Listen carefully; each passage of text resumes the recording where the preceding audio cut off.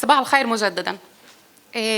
قبل ما أبدأ بحب إنه تطلعوا هيك شوي حواليكم وتشوفوا الناس اللي موجودة جنبكم، على يمينكم، على شمالكم، مين هني، شو بيعنوا لكم، وين إحنا موجودين بنفس الحيز. وطبعاً هاي مش مفهوم ضمناً. خوشنية تستكلوا يمينة، تستكلوا سمولة. مين متصابخ هذا غزة؟ זה לא מובן מאליו. פסיפס שהוא מאוד ייחודי עבורי. ضيوفنا الأعزاء، السيدات والسادة، الحضور الكريم، باسمي وباسم صندوق القدس أرحب بكم جميعاً في هذا الحدث الأول من نوعه، أو كما أحب أن أسميه احتفالية الكفاءة الثقافية المقدسية، وهو نتاج لعمل ضخم ورائع لشراكات مقدسية ومثال لأحد مشاريع صندوق القدس. قصة صندوق القدس بدأت منذ 50 عاماً، ومنذ البدء عمل صندوق القدس على بناء شراكات وجسور بين المجتمعات المقدسية المختلفة، والتي تشكل نسيجاً مذهلاً نراه كنقطة قوة وانطلاقة لكل مشاريعنا. يهدف صندوق القدس منذ البداية إلى دعم، مساندة وتمويل جمهور المقدسيين والمقدسيات على مختلف انتماءاتهم من أجل قدس أفضل. وعلى مر هذه الأعوام نجح صندوق القدس بقطف مئات الثمار والنجاحات. نعتبر الشراكة والاحترام المتبادل أولها. نحن في صندوق القدس نثمن الشراكة ونعمل من خلال بوصلة قيم كثيرة كالمساواة، العدل، التعددية والعطاء. نحتفل اليوم بوجودنا سوياً في هذا الحيز متطلعين نحو التغيير. نحتفل اليوم جميعاً ب50 عاماً مضت وأعوام قادمة من العمل والعطاء لخلق واقع أفضل لنا جميعاً. أتمنى لنا يوماً مثمراً ولتكن انطلاقة نحو التغيير. אני מצטרף לדבריה של חנין בקשר למגוון שפה בחדר, זה מרתק, יש פה אנשים מזהויות שונות, מקבוצות שונות, יש איתנו אנשים רמים כמו ראש העיר ניר ברקת שידבר תכף, סגן ראש העיר עופר ברקוביץ' שאיתנו, נשיאת הקרן ירושלים יוהנה ארבי פירוג'ה שגם היא תדבר יותר מאוחר, מנכ"ל הקרן ירושלים דני מימרן שאיתנו, וכמובן אנשים מרכזיים מהרבה מאוד ארגונים חשובים בירושלים. זה כבוד גדול בשבילנו ואנחנו מאוד שמחים להיות כאן. אנחנו גם שמחים שזהו בעצם כנס מרכזי מבחינת הקרן לירושלים, שאנחנו במרכז הבין תרבותי לירושלים חווים אותה מבחינתנו, וגם כתושבי העיר אנחנו רואים את המרכזיות של הקרן הזאת במשך 50 שנה, וזה פשוט מדהים לראות מה קרן כזאת בנתה ועשתה וקידמה גם בצד הפיזי גם בצד החברתי כל השנים. אנחנו שמחים שהקרן בחרה את נושא הקשירות התרבותית לכנס מרכזי שלה בחגיגות שנות ה-50. הקרן לירושלים יחד איתנו לפני 10 שנים התחלנו לעסוק בתחום הזה של קשירות תרבותית. התחלנו בקטן עם בתי חולים ומערכת הבריאות בירושלים. היום אנחנו עובדים עם משטרת ישראל, עם מכללות, עם רווחה, עם סדרה של גורמים ברחבי העיר, והאמת מציון תצא תורה זה גם יצא למקומות אחרים. משרד הבריאות אימץ נהלים שמתבססים על מה שעשינו, משטרת ישראל מעבירה היום במכללה קורסים שבנויים על מה שאנחנו עושים כאן היום בעזרתנו, וכל זה קרה, התחיל בעצם מעשייה משותפת של הקרן לירושלים ושלנו לפני 10 שנים, כך שהכנס הזה עוסק היום כולו בירושלים, אבל אני באמת רוצה לחזור למשפט הזה של מציון תצא תורה, יש פה אמירה להרבה מאוד מקומות, גם בארץ וגם בעולם. אני רוצה להזמין את ראש העיר ירושלים לפתוח את הכנס. אני קודם כל מאוד מעריך את העובדה שראש העיר מבין את החשיבות של הנושא. זה מסר מאוד חשוב לעיר ולעירייה עצמה. בעיריית ירושלים מנהל שירותי קהילה מתחיל עכשיו עבודה על כשירות תרבותית, מתחילות עכשיו סדנאות ותפיסה ועבודה מרכזית, שאני מקווה שתהיה מרכזית גם במנהל עצמו, מנהל שירותי קהילה, וגם בשאר העירייה עצמה, וכמובן יחלחל לשאר המוסדות שבעיר. ראש העיר, בבקשה.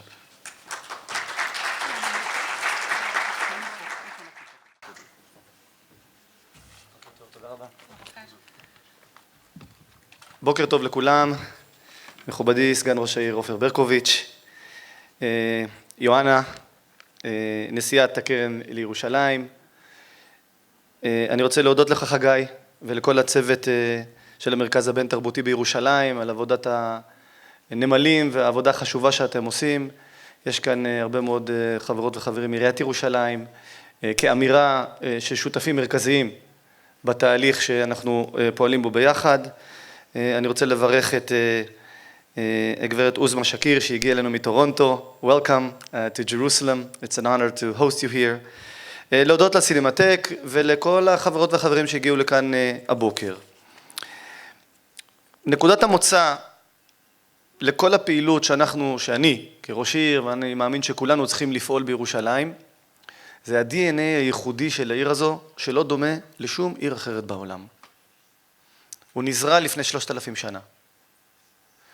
כשירושלים הוקמה, היא לא הייתה שייכת לאף שבט, ובפילוסופיה של ניהול העיר, זו עיר ששעריה פתוחים לכלל השבטים, ליהודים ולא יהודים כאחד. לא היה אחד שלא התקבל בברכה בעיר ירושלים. נזכיר שלפני 3,000 שנה עוד לא היו נוצרים, הם הגיעו 1,000 שנה אחרי, ומוסלמים 1,600 שנה אחרי, אבל השערים בעיר היו פתוחים לכולם. יש לי שתי פרשנויות לשתי מושגים שאנחנו מכירים היטב. אחד זה ירושלים עושה כל ישראל חברים. אני מאמין שזה בא מהתפיסה הזאת שבירושלים, בכל רגע נתון, היו נציגים של כלל השבטים של יהודים ולא יהודים כאחד. זו עיר שכל מי שנכנס אליה לא הרגיש אורח, אלא שווה בין שווים בין כלל החברים האחרים. בכל מקום אחר בעולם, יש בעל הבית, יש אורח, אנחנו מארחים אתכם, אתם מארחים אותנו. בירושלים, זה המקום שבכל רגע נתון תמיד ראית נציגים של כולם. ולכן נוצרה דינמיקה שירושלים עושה כל ישראל חברים. גם המשפט הידוע, כי מציון תצא תורה, מבוסס על הפילוסופיה הזו. שאם משהו מצליח בירושלים, ברור לחלוטין שאף אחד בעולם לא מתווכח איתו, זה סטנדרט חדש, כי הוא מקובל על כל השבטים, על יהודים ולא יהודים כאחד. משהו מצליח פה, הוא בשורה שקשה מאוד להתווכח איתה. כי הוא כנראה נופל נכון בין כלל השחקנים. זה הייחודיות של ירושלים שלא דומה לאף עיר אחרת. התובנה העמוקה של inclusiveness, של הכלה, שאם יש שבט שמרגיש לא בנוח בירושלים, ירושלים לא ממלאת את תפקידה. אם יש לנו קבוצה של עולים, יהודים, מוסלמים, נוצרים, חרדים, חילונים, אם מישהו לא מוצא את מקומו, זאת אומרת שמבחינתי זה דגלון אדום צהוב, יש לנו עבודה לעשות. אני רוצה לספר לכם סיפור נחמד. הרציתי בפום, לקבוצת פום לפני כשנה, ושאל אותי אחד הקצינים שם, שאל אותי, היינו אצל עיריית תל אביב, ושאלנו את רון חולדאי, אם אתה מאמין בפלורליזם, הוא כמובן מאמין בפלורליזם, מה איתך? אמרתי לו שבתל אביב, כשאתה שואל מה זה פלורליזם, לכולם יש את אותו מושג. בירושלים יש לנו ויכוח מה זה פלורליזם. תשאלו את חלק מהחברים שאני מכיר במנהלים קהילתיים, יגידו לכם שלכל אחד יש מושג אחר של מה זה פלורליזם. האתגר של להכניס תחת קורת גג אחת, תחת עיר אחת, שאין כמעט קונפליקט בעולם שלא מצוי על שולחננו, בשפת מחשבים זה לא באג, זה לא בעיה, זה תכונה, זה פיצ'ר. העיר שלנו, הקונפליקטים שבה, אם הם לא קיימים, זה לא ירושלים. שהרי לא יכול להיות שמגוון כל כך גדול חי תחת קורת גג אחת בעיר אחת, שלא יהיו בו אתגרים שמחייבים אותנו לחשוב היטב איך מייצרים איזושהי דינמיקה של שיתופי פעולה. ולכן המושג פלורליזם בירושלים הוא מושג מורכב במיוחד. אין עוד עיר בעולם שהמושג סטטוס קוו הוא כל כך מוסכם ושנוי במחלוקת. לא יודע אם אתם יודעים, אנחנו 30 מ-31 חברי מועצת העיר בקואליציה. כולם חתומים על סטטוס קוו. למען האמת, החברה שיושבת באופוזיציה בקדנציה הקודמת הייתה חתומה על סטטוס קוו. כלומר, בליבנו כולנו מסכימים שצריך לחיות בירושלים במסגרת הסטטוס קוו, שלכאורה הוא נושא מוסכם כי כולנו חתומים עליו. מה זה סטטוס קוו בירושלים? זה פשרות חברתיות. זה אומר שיש מגוון של דעות ואידיאולוגיות, ואנחנו לא מתווכחים. זה שיש מסעדות ותרבות בירושלים פתוח בשבת, זה לא כי החרדים וחלק מהציבור הדתי-לאומי חושב שאידיאולוגית זה נכון. זו פשרה חברתית שאנחנו מבינים שבשביל זה לחיות ביחד בעיר, זה מה שצריך לעשות. תשאלו כל שני תושבים, יש להם דעה אחרת איך לשנות את הסטטוס קוו. הר הבית בין יהודים למוסלמים. כל שני תושבים, יהודים וערבים ומוסלמים, יציעו איך לשנות את הסטטוס קוו. כל אחד לכיוון אחר.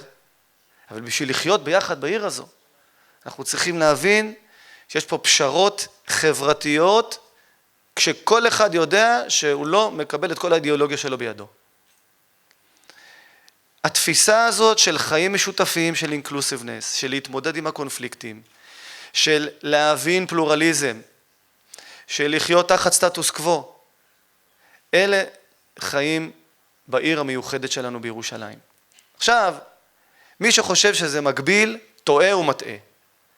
הפוטנציאל של להתפתח בתוך, במרכאות המכפולות, המסגרת שאני תיארתי, הוא עצום. הוא פשוט עצום. בשנים האחרונות, הרנסנס התרבותי שעובר על העיר, היא דוגמה והוכחה לכך. לעתים אנחנו מקבלים הערות על תהליכים חדשים שאנחנו מובילים.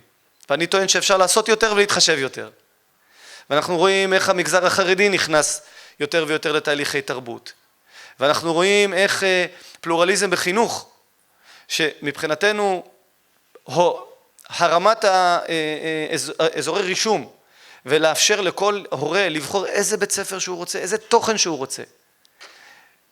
חרדי, חרדלי, דתי, מעורב, חילוני. תאוג'י, בגרות ישראלית, אמריקאית. פרטי וציבורי. אין כמעט כלל אחד בעיר שיכול לחול על כל בתי הספר. ולמרות זאת אנחנו רואים יותר ויותר הצטיינות, יותר ויותר בחירה, פרויקטים איכותיים.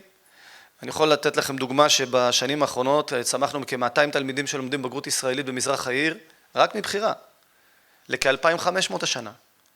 היה לנו בית ספר וחצי, 10 בתי ספר. במגזר החרדי, תוך שנתיים הוקמו גם כן סדרה של 10 בתי ספר צומחים חרדי עם בגרות מוכר ורשמי, 1,000 תלמידים תוך שנתיים. רק מבחירה, אנחנו לא דוחפים, אנחנו שואלים את האנשים שלנו, את התלמידים שלנו, את ההורים, בכל המגזרים, מה אתם רוצים?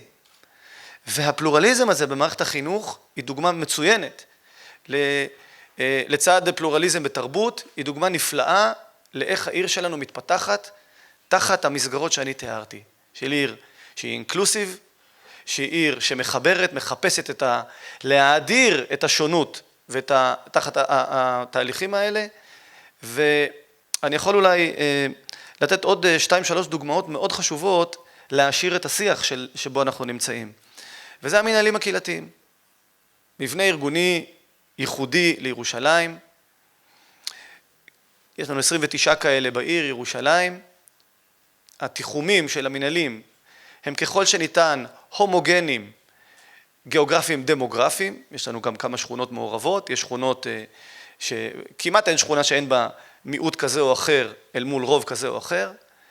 ונשאלת השאלה איך אנחנו מאתגרים וממנפים את המעורבות של התושבים, להרחיב את המעורבות של החברה האזרחית, כל אחד בשכונתו לתפיסתו ככל שניתן, איך אנחנו מנחילים את אותה שותפות שיש לנו בהנהלת העיר, גם למנהלים הקהילתיים, גם למגזר השלישי, איך מייצרים?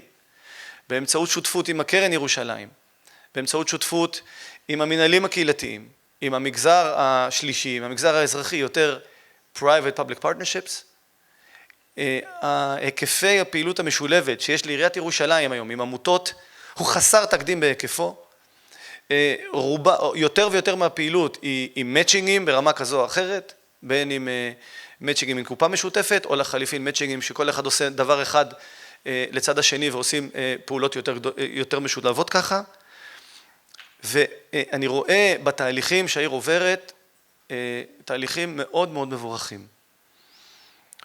מילה שאני רוצה בהחלט לומר על המרכז המרכז הבין-תרבותי בירושלים. עבורי, אני יודע שאתם שמה, ובאמת מייצרים המון גישור פישור, ואני רוצה לברך על כך. אני חושב שהחשיבה שמגזר שלישי מחפש דרך איך לייצר יותר ויותר חיבורים, היא בוודאי לא רק על דעתי, אלא אין לנו דרך אחרת אלא להגיע לשם, ואנחנו נתמוך ונסייע ככל שנוכל. ואני אסיים את דבריי בכמה מילים על קרן ירושלים, שחוגגת בשנה הקרובה 50 שנה. קשה לי לדמיין את ירושלים בלי הקרן ירושלים. קשה לי לדמיין איך העיר הזאת הייתה נראית בלי הנשמה היתרה שהתחיל טדי קולק זכרו לברכה, ורות חשין ונפילים אחרים שבאמת סייעו לעיר ירושלים במקומות שהעירייה לא תמיד יודעת לעשות לבד, שהמערכת הציבורית לא תמיד יודעת לעשות לבד. התהליכים האלה הם תהליכים שמעשירים והעשירו את העיר, ואני חושב שכל אחד מאיתנו חב חוב גדול, כל אחד בדרכו לקרן ירושלים שחוגגת 50 שנה. יש לי גם הרבה תוכניות איך להיעזר בקרן קדימה, ואני רוצה בהזדמנות זאת באמת לומר, ג'ואנה, תעבירי את המסר הזה בבקשה, וגם לדירקטוריון וגם לכל העובדים המסורים של הקרן ולתורמים של הקרן. יישר כוח ותודה רבה. אני בהחלט רואה את המנופים ואת הסיוע שהמאמץ המשולב הזה, המשותף הזה, משיג לנו. ללא ספק קרן ירושלים היא שותף בכיר בתהליכים החיוביים שהעיר עוברת. אני רוצה לאחל לכם עוד 50 שנה של צמיחה ופיתוח, ואחרי זה נדבר על עוד 50, אני לא בטוח שאנחנו נהיה כאן, אבל בסדר. ובאמת לאחל לכולם המשך כנס מעניין וחשוב, ותודה לכל השותפים שלנו לעירייה ובכלל. המשך כנס מענה, יום טוב, כל טוב.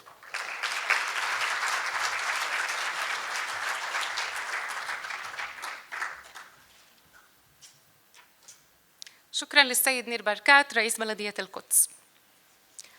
والآن أرحب بالسيدة يهانا أرفيف فروجة رئيسة صندوق القدس. كما أسلفت، الصندوق المقدسي المركزي ذو الأثر الملموس في كل أنحاء وأرجاء المدينة، والداعم منذ 50 سنة لكل مواطني القدس على مختلف انتماءاتهم. تحضر السيدة يوهانا روحاً متجددة حاملة رسالة مبنية على قيم تنادي بالشراكة، التعددية والمساواة والصدارة وتجنيد دعم عالمي من أجل قدس أفضل. أرحب بك صديقتي يوهانا. يوهانا، please.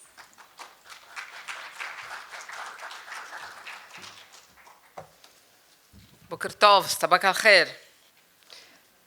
Hanin, thank you for that wonderful introduction. It's the first time, Sheikh Yano, that I hear my introduction in Arabic. It sounds wonderful. I think my father would be very proud as an Arabic speaker, so it sounded wonderful. Mayor Nir Barkat, who is a busy man, who had to leave us this morning, but thank you for those warm words.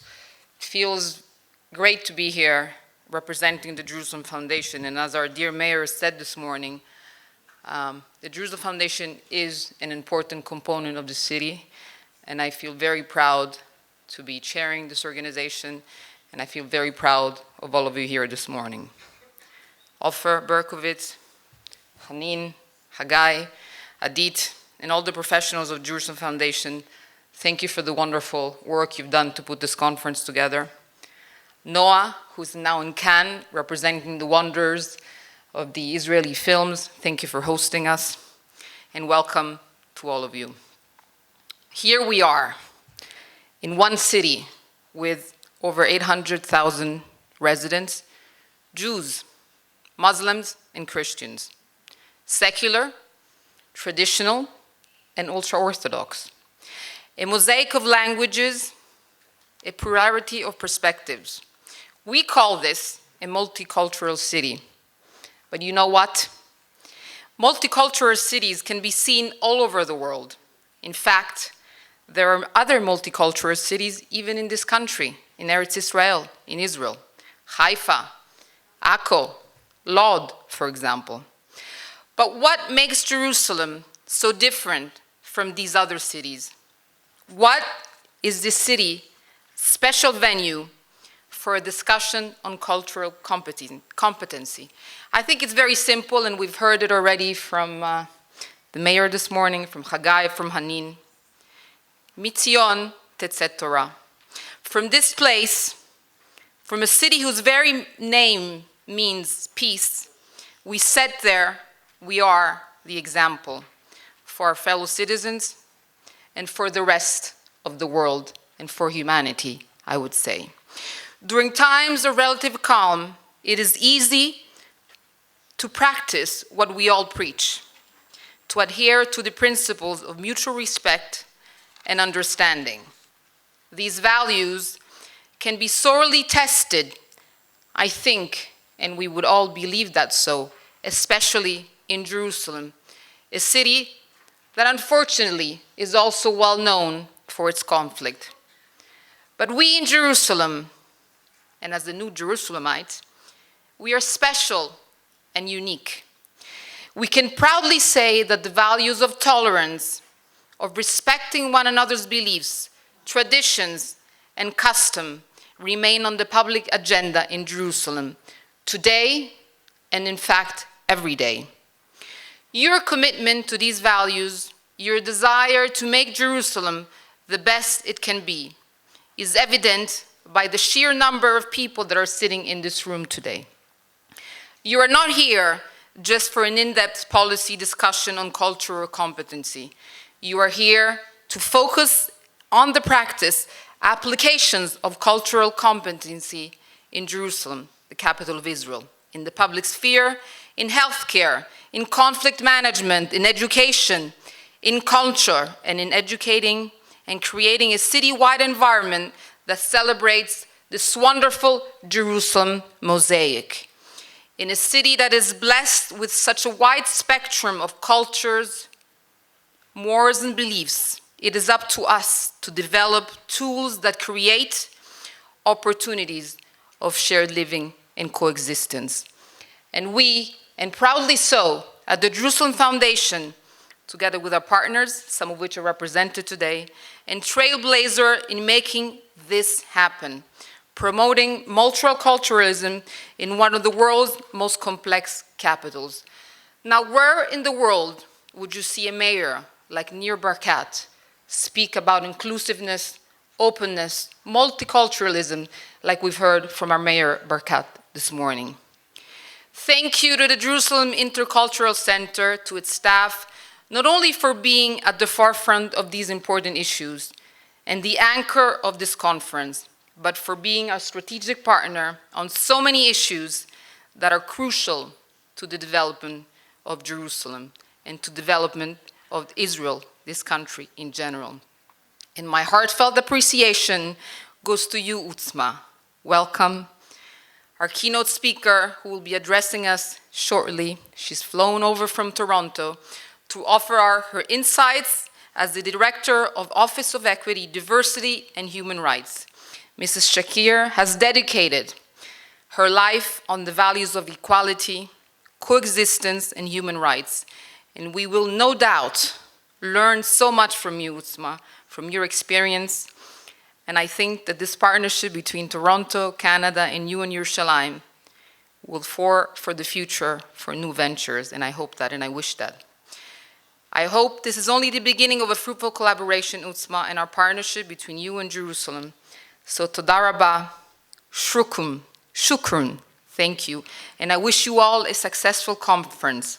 Atma lakum kul al-chad. Shukran.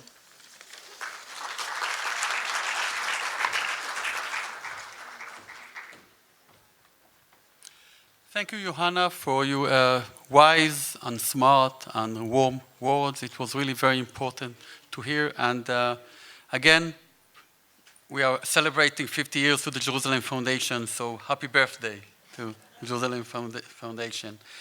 From here, we are moving to a chorus. We are moving to the YMCA Jerusalem Youth Chorus, which is a choral and dialogue program for Israeli and Palestinian youth in Jerusalem. Their mission is to provide a space for these young people from East and West Jerusalem to grow together in song and dialogue. Through the co-creation of music and the sharing of stories, the chorus seeks to empower youth in Jerusalem to become leaders in their communities and inspire singers and listeners around the world to work for peace.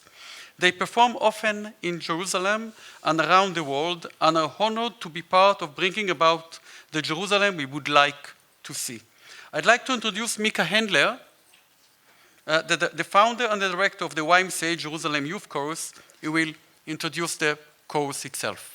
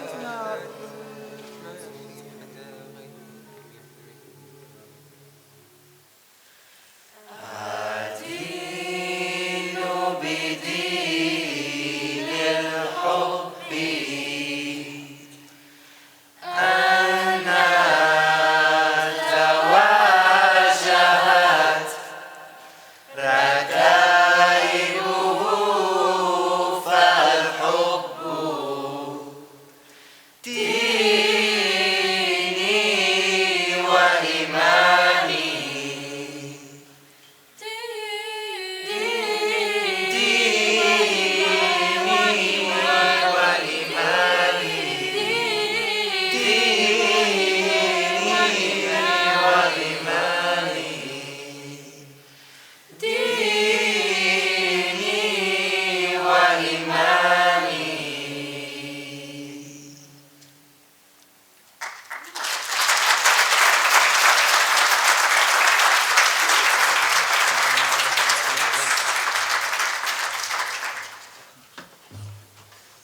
idea of home. Okay. Oh, is this better? I'm giving a lecture. The idea of home is very, very important to us in the chorus. We really try to create a space, an alternate reality in this troubled city, in which people can actually feel accepted for who they are and actually interact as equals in a space where everyone is valued and everyone's voice is valued for what it brings, even not even despite difference, but because the voices are different. And so as we say at the end of the music video that we made for the following song, which has inspired at this point almost 400,000 people through our music video on YouTube, as we create a home for all of our singers in the chorus, we seek to show what Jerusalem could be.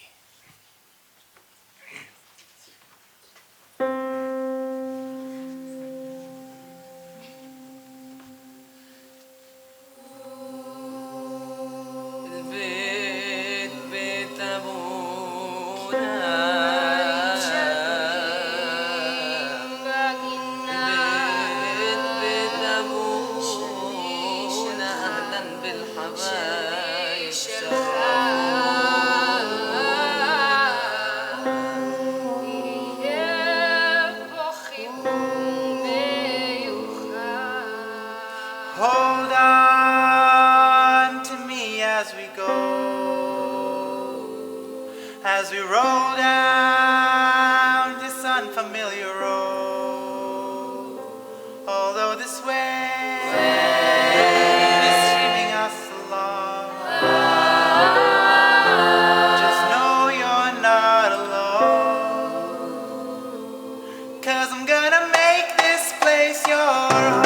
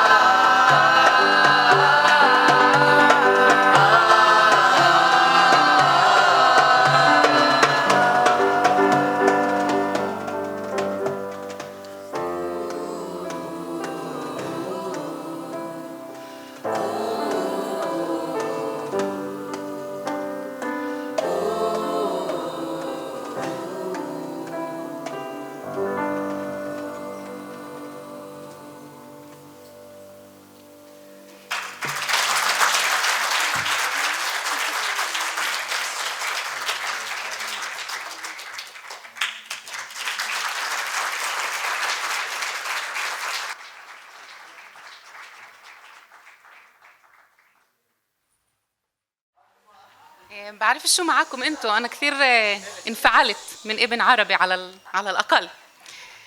اشكر اعضاء الجوقة المميزة وانتظر المزيد من نتاجكم الرائع. ادعو السيدة عظمى شاكر لتشاركنا روائعها. ارجو لفت الانتباه الى اننا نرحب بالاسئلة بحال انتهاء المحاضرة. عظمى شاكر is the Director of Equity, Diversity and Human Rights Division at the City of Toronto. She has been a community-based researcher, advocate, and activist.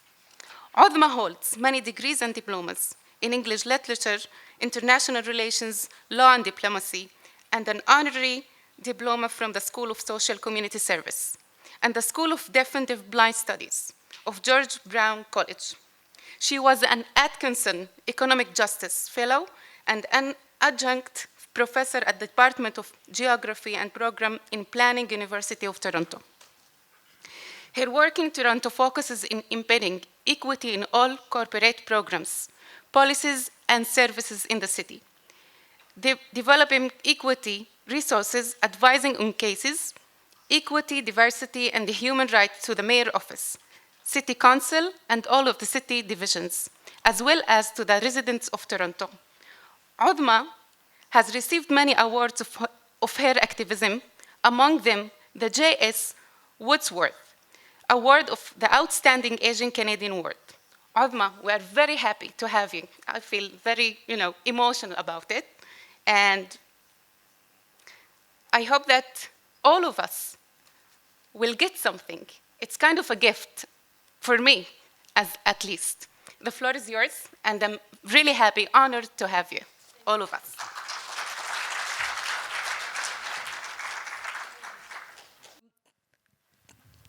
Assalamu alaikum. Shalom. Good morning. Thank you so much for inviting me. Coming to Jerusalem is a unique opportunity. I did not expect to be here, but I'm very glad to be here. I consider this an invaluable opportunity for learning and exchange of ideas. In order to address the theme of culturally competent city, I would like to address three things. I want to look at demographic and conceptual understanding in understanding the Canadian environment. I want to give some examples of how alternative approaches are being used in Toronto. And finally, I'd like to speak about the role that the City of Toronto, which is the municipal government, is playing in building equity and inclusion. Ultimately, cultural competency is about building equity and inclusion in a society. However, at the outset, I would like to point out that this analysis is entirely based on my personal experience of being in Canada for 28 years, for working in the NGO sector, which is the non-governmental sector, for over 20 years, and for working with the government now for approximately 6 years. I believe that my knowledge, or any knowledge, is always subjective. So I want you to understand who I am, because otherwise my analysis means nothing. This is not an academic exercise. This is a personal commitment. So like I said, I came to Canada 28 years ago. In one long flight from Karachi, Pakistan to Pearson International Airport in Toronto, my life changed dramatically, and it has never been the same.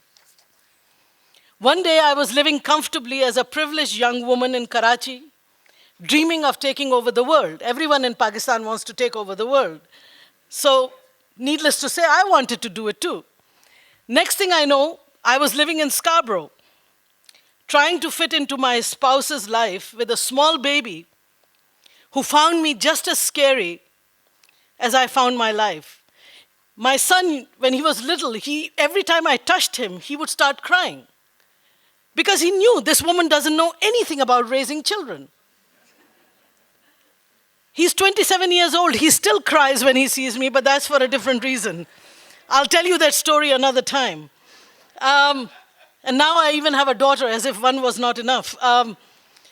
I can't even begin to tell you the nightmare she gives me. But anyway, overnight, I lost my home, my family, my historical connection, my cultural mooring, and most importantly, I lost my personal identity. I went from being a carefree young woman whose only interest in life was to make my parents' worst nightmares come true, to becoming a sponsored spouse. My life was now measured not in how late I can stay at a party, but whether I would lose my legal status in Canada if my sponsorship agreement with my spouse broke down. Imagine if I was a refugee or an undocumented person. How much more precarious my journey would have been. Activism, therefore, to me, has never been a choice. It is a moral obligation. It is a moral imperative. It is not charity. It is ultimately a selfish act because it allows me to claim my space in Canada with others who are claiming the same kind of space and to build a new meaning for my life and that for my Canadian-born children. I ended up in social activism when my personal story intersected with someone else's. One night, my lawyer's spouse, and that's another story, by the way, never marry a lawyer. I could tell you a few stories about that one. But one night, my lawyer's spouse asked me to help a client of his. He wanted me to get information about services for Urdu-speaking South Asian women so he could help a woman in a violent family situation. That was the day I realized that Canadian stories are connected to each other, that we are not alone. And with that realization, my isolation turned into empowerment. This woman and I shared a common bond. We were both from Pakistan. We were both women who came to Canada as immigrants, our immigrant spouses, both dependent on our partners for support. Whatever our personal histories may have been in Pakistan, in terms of class or education or family, in Canada, we were bound to each other by our shared immigrant experience. The exception was that she was also being victimized by violence in the home, lack of access to services due to language difficulties, and an inability to navigate the Canadian society. This reality led me to the social service sector, but more specifically, ethno-racial, ethno-cultural sector. I volunteered and did part-time work in the South Asian sector for about 10 years until my kids were able to go to school full-time. I then became the executive director of an umbrella organization called Council of Agencies Serving South Asians. The reason this is important is to know, for you to know, is because the Canadian context of cultural competency is complex. And my location, my actual history, allows me to see cultural competency in that light.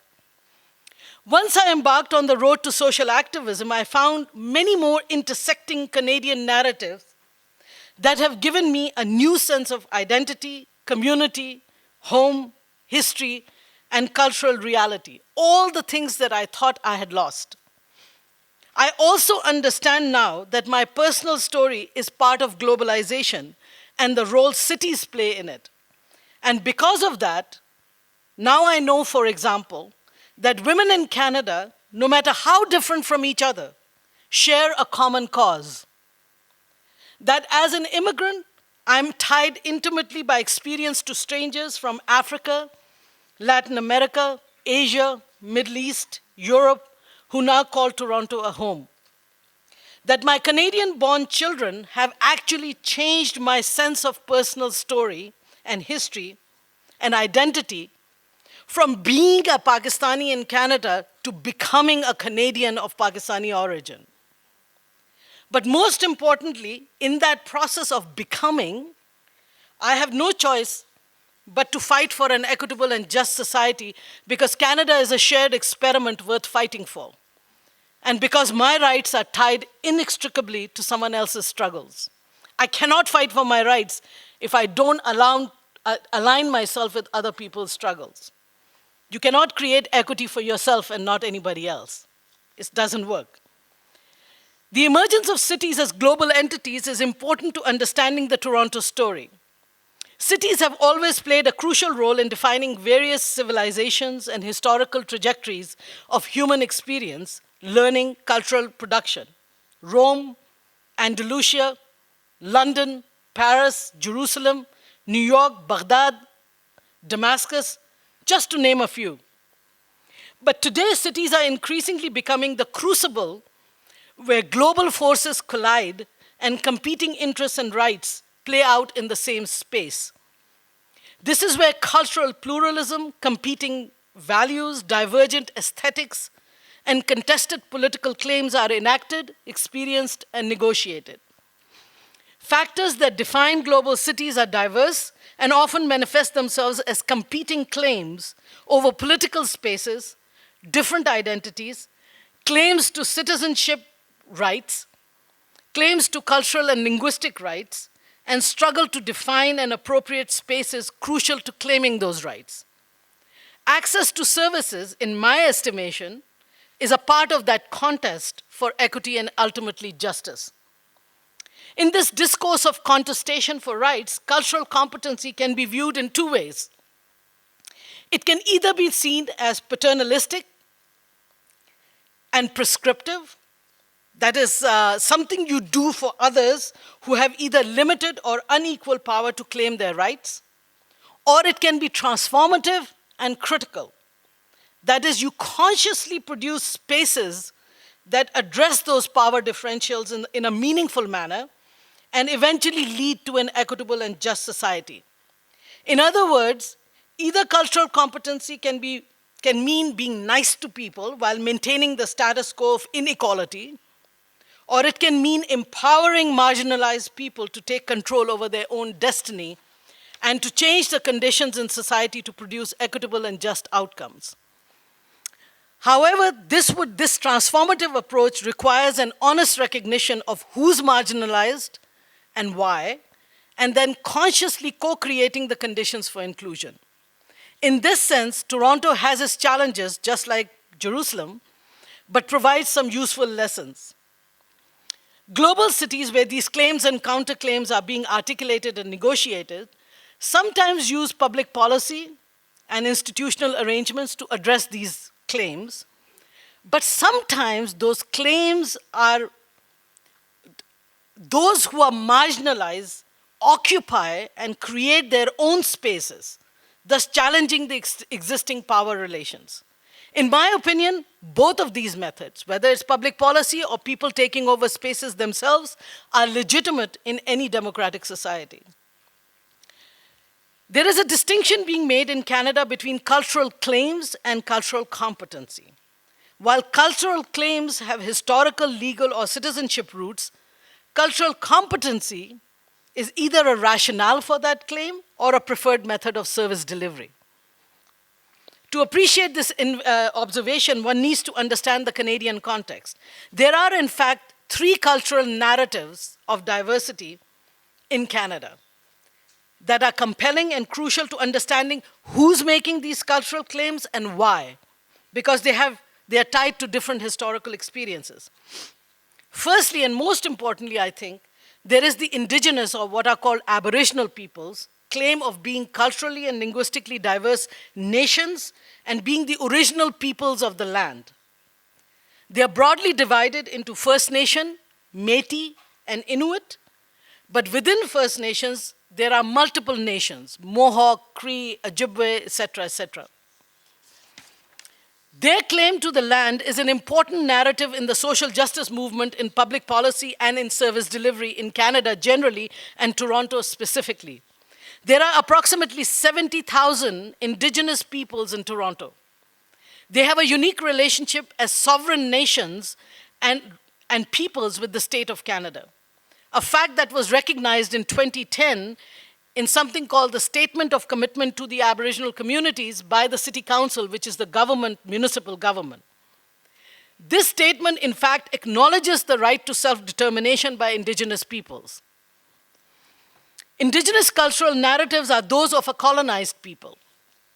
One of the most pernicious aspects of this history is the residential school policy, which was government sanctioned and operated from about 1870 to as late as 1996. Under this policy, Indigenous children were taken forcefully from their home and placed in church-run residential schools where their names were changed, they were not allowed to speak their language, they were subjected to abuse. Those who died were buried in anonymous graves without their parents ever knowing what happened to them. And all cultural connections were deliberately broken. The idea of the government was to solve the so-called Indian problem by assimilating the children into mainstream culture and society. This historical fact was acknowledged openly when in 2008 the government of Canada set up the Truth and Reconciliation Commission to collect testimonials of survivors of residential schools. The commission ended its deliberation in December 2015 with a calls to action report. The City of Toronto, the municipal government, has adopted the entire report and is now implementing those actions which fall within its jurisdiction. So it is important to recognize that all levels of government have accepted that this was a historical fact and that we actually need to do something about it. Since history of Indigenous peoples in Canada has been violent and oppressive, and they continue to be marginalized in society, cultural competency discourse to them is not important and is not a matter of seeking sensitivity and accommodation in society, but rather it is a claim to self-determination and access to their legal, constitutional, and historical treaty rights. Hence, their model of organizing and service delivery tends not to be cultural competency, but cultural safety. This is a concept built on the notion of protecting and, in fact, resurrecting cultures that are threatened, and in some cases, they have been lost. The Indigenous histories and worldviews are diverse and distinct from what they call settler society, and they seek to reclaim their land, their identity, and their access to power in society by taking ownership of their own services in a manner consistent with their own histories and cultures. Given their distance from power structures in Canada, the act of creating their own cultural practices is in fact their claim to their fundamental rights in society. The second cultural narrative is the French claim to the accommodation of French identity, a minority in Canada except in the province of Quebec, as a distinct nation, culture, and language in the national discourse. This is a claim that is asserted and in fact acknowledged by the state as one of the two founding peoples of Canada. It's interesting how the Aboriginal claims are not considered part of founding of Canada. It's the English and the French. Unlike the Indigenous claims, French claim to protection of its culture and language as a minority in Canada has actually found a more significant expression by being embedded in the constitutional arrangement of bilingualism and biculturalism. Other than Quebec, not all provinces of Canada are truly bilingual, but all federal institutions and practices have to be completely bilingual. I cannot get a job in the federal government because I'm bilingual, but I speak Urdu and English, not English and French. You have to speak English and French in order to even get a job with the federal government. Given this proximity or this closeness to the state power, Francophone claims have actually become part of the mainstream society. Unlike Indigenous claims, even though both have legal roots in the Constitution. But what is interesting is the French claim has actually institutionalized the notion of difference in Canadian national identity. At the very least, the Canadian identity is dual in nature, English and French. And this, ironically, has paved the way for other claims to be naturalized. Lastly, but importantly, there is the immigrant refugee narrative of diverse populations having migrated to Canada and are now calling it home. They claim, people like myself, their claim to their cultural and linguistic rights has found expression in Canadian multiculturalism narrative. However, unlike Indigenous claims to self-determination, our claim is our right to cultural self-expression. The interesting thing is that the multicultural discourse historically was actually initiated in order to give the Quebecois, which is the French of Quebec, the space to claim their right to language and culture. It was in, I think it was under Pierre Trudeau, the father of our current Prime Minister, in 1971, that Canada adopted a multiculturalism policy to address the grievances of the French minority in Canada, and thereby making Canada, in effect, a bilingual and bicultural state. The Multiculturalism Act of 1988 merely codified this reality but broadened its scope as the demographic landscape of Canada was changing. Hence, the multiculturalism discourse has since then been applied to and claimed by most or mostly ethno-racial, ethno-cultural people like myself.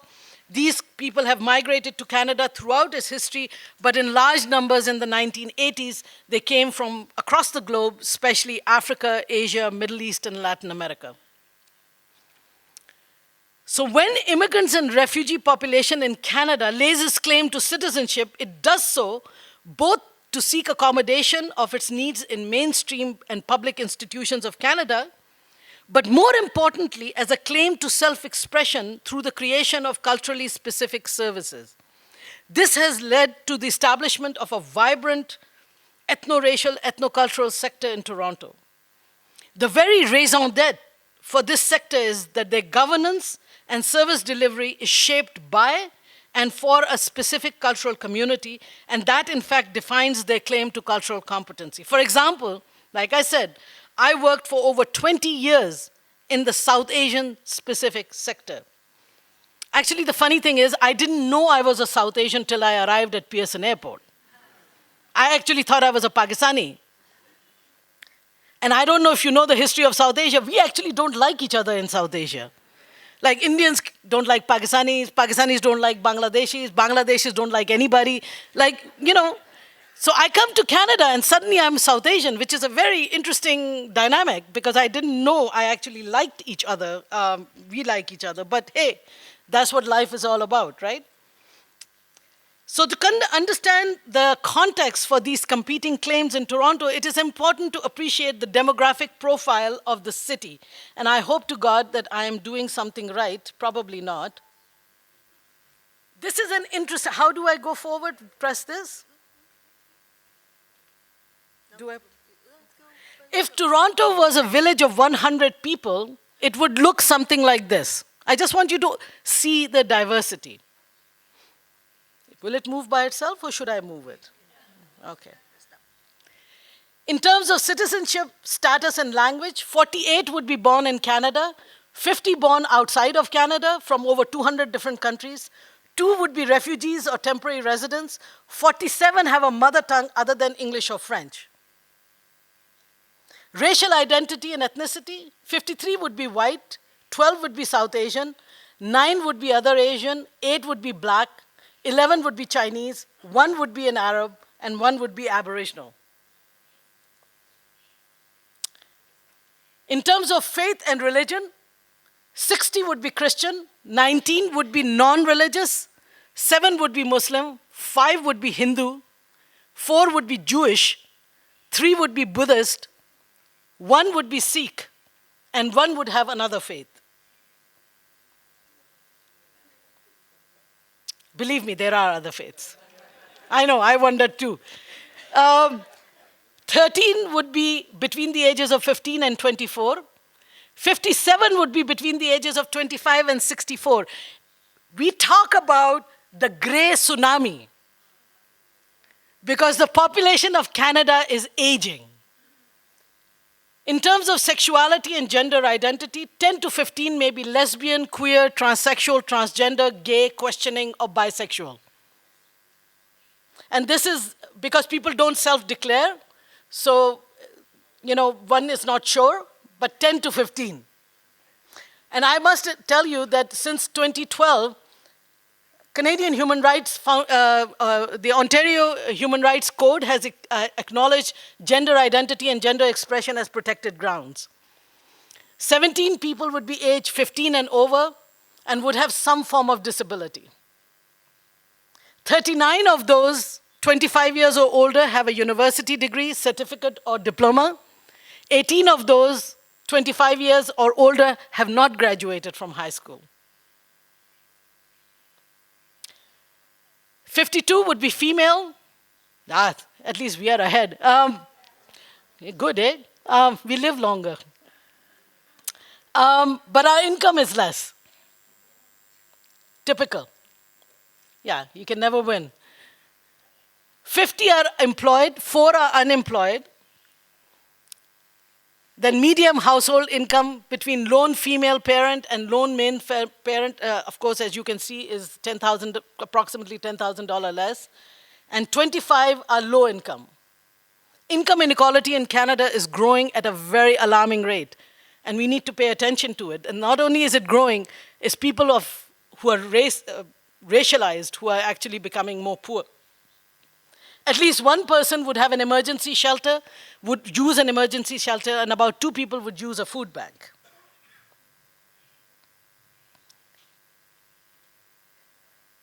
%46% of households are renters, 54% are owners. Very high percentage of people who are renting, which means that they're basically going, sometimes 70% of people's wages go into rents, which is leading to low income. People are never able to get out of poverty. So, that to me, can I stop it now or will it keep going? I hate to repeat myself. But I thought at least this would give you an interesting perspective on the diversity of the city.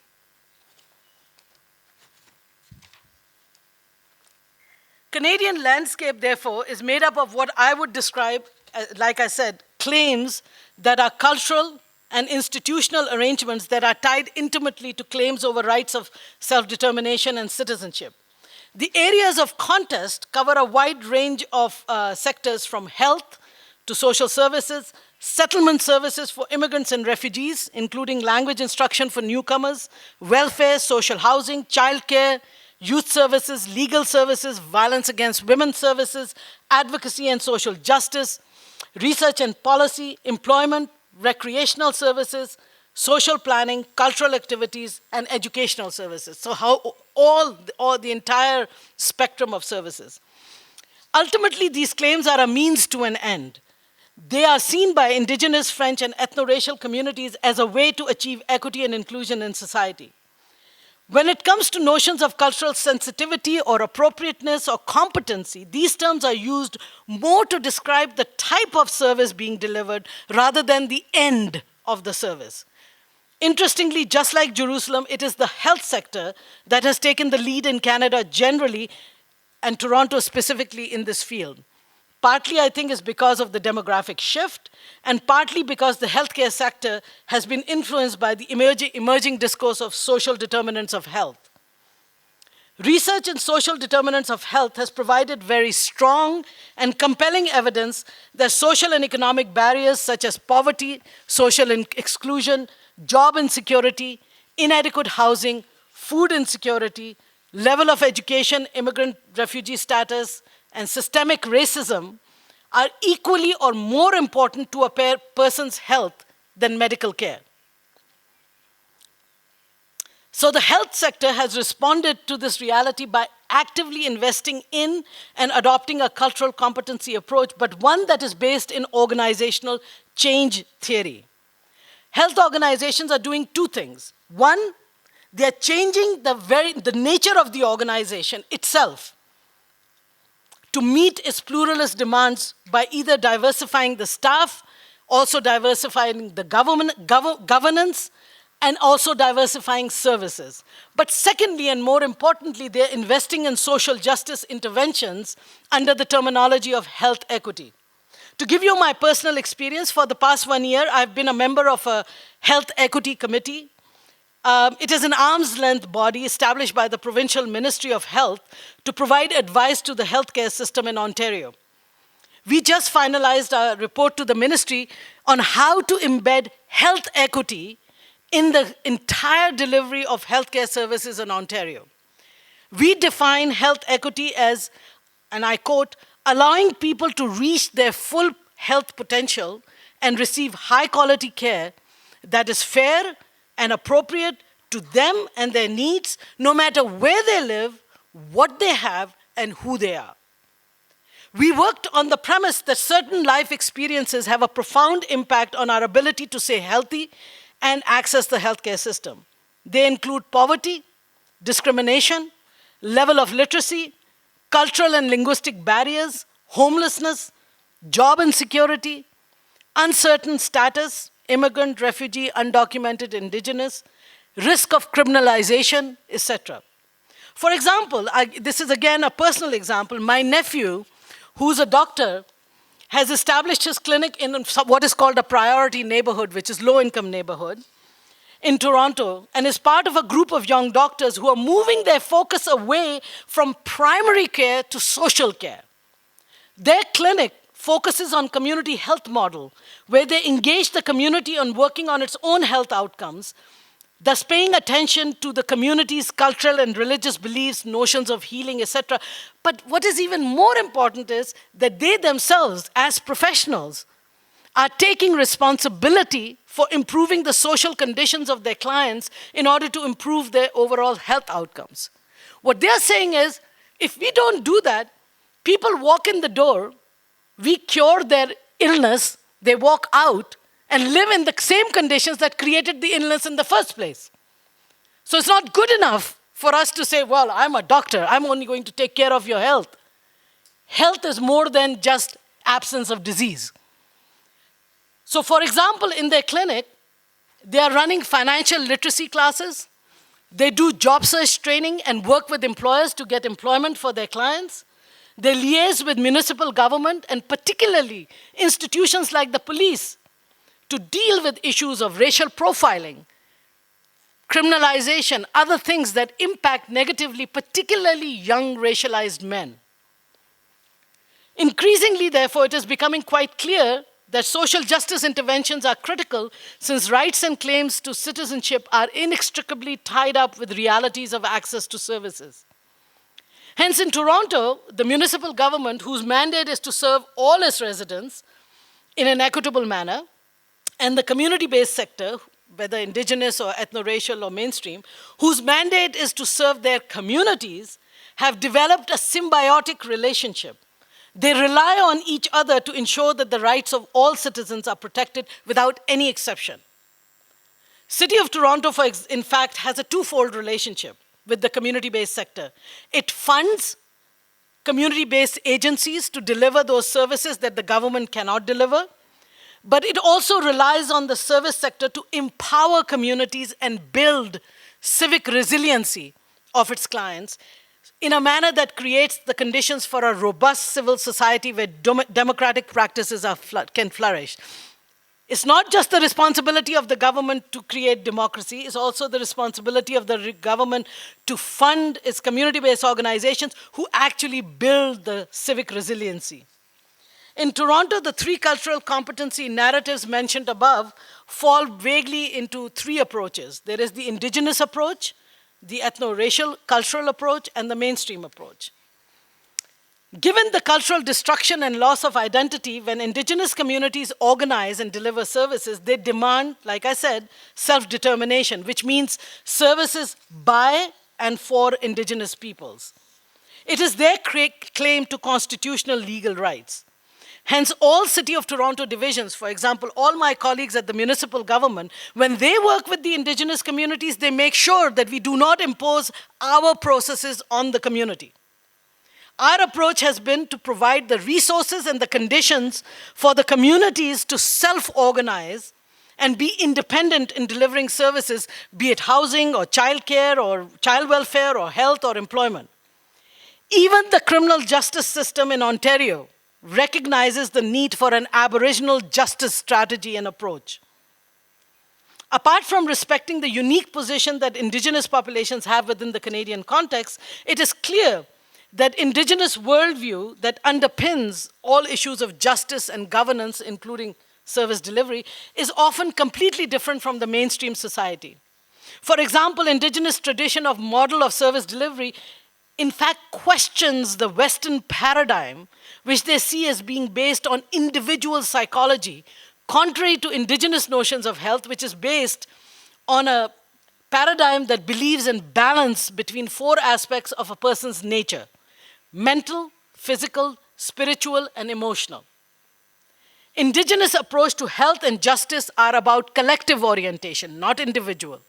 They are not linear. They emphasize oneness with nature. They are holistic, and they are focused on wellness and community healing and not just individual healing. Indigenous communities place special emphasis on cultural continuity to rebuild an understanding of individuals of their place in a particular cultural history so that they feel connected with the culture. Remember what I told you about the residential schools. When you have a history where your culture has been destroyed, you cannot deliver services in a way that doesn't connect and rebuild and resurrect that culture. That's why cultural safety, cultural continuity is very important. It is a circular model that the Aboriginal communities, the indigenous communities use. Cultural competence is actually seen, like I said, along a continuum with the end goal being safety. Cultural awareness, they recognize that as an acknowledgement of difference. Cultural sensitivity is respecting differences. Cultural competence is having the skills, knowledge, and attitude to deal with difference. An ultimate goal is cultural safety, that is self-reflection leading to empathy and advocacy for self-determination. It is important to understand that to indigenous communities, cultural competency, therefore, is not enough. In the context of indigenous histories in Canada, an inclusive society is one that respects their difference and acknowledges and asserts their right to independence and self-determination. In contrast to the indigenous approach to self-determination, the ethno-cultural, ethno-racial sector seeks to claim its right to citizenship through self-expression. Like I said, the very raison d'etre for that sector is that given Toronto's enormous diversity of mainstream service, the mainstream service provider cannot possibly address the needs of all those diverse communities you just saw in a sensitive, competent, linguistically specific manner. How many people are you going to hire? How many languages will you translate it? So what they're saying is the mainstream institutions sometimes are finding it very difficult to be culturally competent. The issue then is not competency, but A, revealing the cultural limitations of mainstream society that privilege European culture and values, and B, community building by creating equitable but negotiated spaces to accommodate the diversity of the population. Hence, it's interesting, our sector, the ethnocultural sector, is both a critique and an opportunity. I ran an ethno-specific organization, like I said, for 8 years. Our rationale was that we are an umbrella organization of social service organizations that serve the diversity of the South Asian community. That means Indians, Pakistanis, Bangladeshis, Sri Lankans, especially Tamil, Nepalese, Bhutanese, and Maldivans. You didn't even know about them, right? Yeah. That's how many South Asians we are in Toronto. We acknowledged that South Asianness is a very Canadian experience, but one that provides both a unique opportunity to build a new Canadian cultural identity amongst us, but more importantly, a way to build solidarity with other cultural communities and between us. We pay attention to representation of diverse religions, linguistic and settlement needs of South Asians, but the ultimate aim was to fight for social justice and equity. You can imagine, oh, I'm running out of time and I have so much to say. I thought I came, man, 11 hours I came. But I appreciate that. Our claim to our citizenship is founded on the principle of unity within diversity, which we think is the expression to being Canadian. In my experience, the ethno-specific approach actively uses culture, but in the context of competency, not in the context of competency, but rather as a form of organizing and critique. The very justification for this sector lies in the fact that an ethno-specific approach allows those communities that are distant from the European Canadian cultural norms and a system of power to create their own culturally linguistic safe spaces. In this sense, our very modus operandi is the challenge to the mainstream practice, and in that sense, process, we hope to make our claim to Canadian citizenship. The presence of these competing claims and approaches in the changing demography of Canada and city like Toronto has necessitated also a change in the mainstream institutions. particularly health institutions, but also service delivery. Increasingly, mainstream institutions are being forced to unpack their own power and privilege in order to become aware that power and privilege influences decision-making, distribution of capacity to enforce decisions, and access to resources and opportunities. Working on the assumption that cultural values often reflect and give privilege to the norms and values of the dominant culture, mainstream institutions like governments, schools, colleges, service providers are beginning to understand that even though they were made for and by society as a whole, in effect, in a pluralistic society like Toronto, they actually reflect European culture and values. The dramatic demographic shift has meant that mainstream institutions are no longer able to retain their universal neutrality and are therefore they have to question their own cultural power. Given this fact, what mainstream institutions are doing is, in a sense, to reimagine themselves, both to reflect and to serve the diversity of the population. A whole new discourse and practice of diversity organizational change has developed that is holistic and strategic. There's leadership commitment. Large institutions actually have equity, diversity in their mission and vision, as well as developing clear policies on equity and diversity. There's resource allocation. Major hospitals now have cultural competency or equity and diversity offices or departments, like my division in the municipal government. Representative governance. Large institutions, service organizations are diversifying their board of directors so that their actual governance and decision-making is diverse. Major hospitals, most school boards are taking training to be sensitive, building their awareness, knowledge, and values. They're hiring diverse staff, which is the simplest route to competency, so that the population, the diversity of the population can be represented, and of course, community engagement. All of this is being done in order to become relevant and to serve as best as we can. The best example of this approach is to be found in the government, in the public sector, in the Toronto Public Health, which emphasizes that health of Toronto particularly needs to focus on low-income people, people with disabilities, Indigenous people, racialized women, immigrants, and refugees. Public health delivers its services through very diverse workforce, and they pay attention to cultural competency in terms of service delivery. But I'd like to end with the municipal government and its role in actually meeting the needs of the City of Toronto.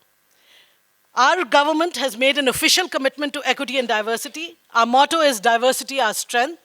In 2011, my division was created with a corporate mandate, which means that everything we do, even though we are very small, we are placed in the city manager's office, who's the highest bureaucrat, and so everything we do applies to the entire City of Toronto.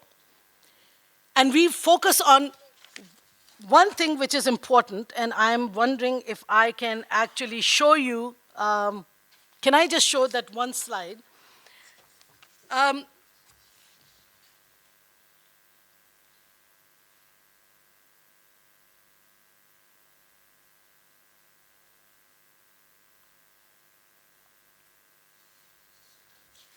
This is basically the philosophy that we are adopting.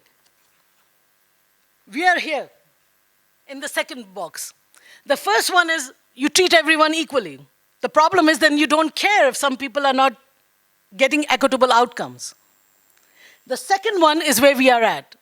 It is important to recognize who's marginalized and how, and address that in order to produce equity of outcome. Where we want to be is the third one, where you actually build a society with equity in mind.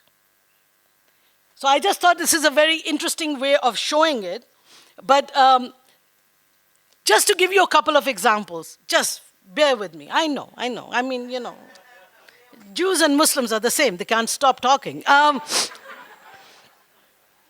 One of the examples that I want to give is that City of Toronto is the first city in Canada that has become a sanctuary city. What it means is that we have declared that undocumented people who have no immigration status, or at least whose immigration status has expired, can access City of Toronto services because our services require us to be residents in Toronto, not immigration status. That may be the responsibility of the federal government and the provincial government, but not us. So the council unanimously approved what is called Access TO. And our staff follow a principle which is very simple. Don't ask, don't tell. We don't ask, you don't tell. As long as people are living in Toronto, they can access our services. One other thing that we are doing which I think is of interest to you, is that we are recognizing that social determinants of health are important. And, as Gandhi said, if you need, be the change that you seek. There's no point in talking about change out there. You have to practice change. So what we are doing is, we recognize that people are poor because they don't have access to employment. Well, guess what? City of Toronto is a huge employer. So we are opening up our employment practices and actually committing ourselves to diversity hiring. Which is, we are not there yet, but we are trying. One very interesting program which I think you might be interested in is social procurement. City is a huge corporation that does business with a lot of businesses. And we are saying, if you want to do business with us, you need to show that you practice diversity hiring, you have diversity in your supply chain, you actually bring us not just a monetary value, the lowest bid, but you have to show what social impacts you can make while you do business with us. Do you hire local youth? Do you build communities? Do you do something to help our communities so that you can do business with us? It's not good enough to say we have the lowest bid. I think these are important things because this means we are practicing what we preach. And I would like to end. I know, he's breathing down my neck, and I don't want him to feel embarrassed. I appreciate you, man. Yeah, I know. Hey, we have to take care of each other. So in conclusion, the landscape of equity and inclusion in Canada is clearly to use cultural competency as one of the means to make claims to fundamental rights. In my estimation, if we do not use cultural competency to address inequality in society, then it is not a useful construct and can in fact be dangerous because it is merely saying, I will not make you equal, but I'll be nice to you by appropriating your culture selectively. However, if we were to say, let's co-create a society where we can be equal and use cross-cultural solidarity through competency so that we do not get lost in translation, then it does become a powerful tool for transformative change. Ultimately, any global city that is proud of its diversity and multiculturalism must practice social justice as a moral and social responsibility. We have no choice in this matter. Thank you very much.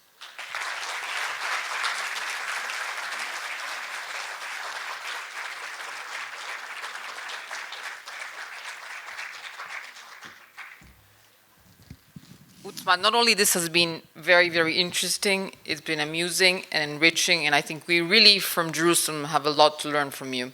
As a small token of appreciation from the Jerusalem Foundation, please accept this gift from us. Thank you. And you have to promise us that you'll come back and you will be by our side in taking this forward. Absolutely. Thank you very much and well done. Thank you. Thank you. Thank you. I will take I know you have burning desire to ask me questions. I was told that Israeli audience can be direct. I was told not to take it personally, but to actually appreciate it for what it is, so I will do that.